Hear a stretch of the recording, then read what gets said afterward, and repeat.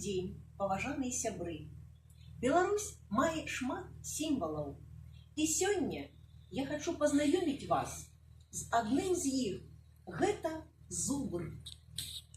Далёка не многія краіны могуць пахваліцца тым, што захавалі ў сваіх лясах гэтых старажытных дзікіх быкоў, вялізных і махнатых. Кожны з іх мае вагу каля тонны.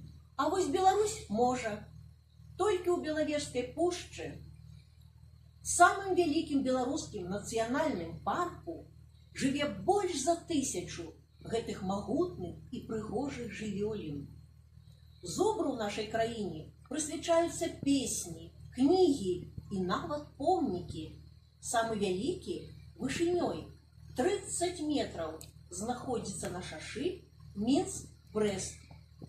Пра гэту жывёліну вы можете даведацца на нашай выставе кніжнай, якая знаходзіцца у бібліятэцы.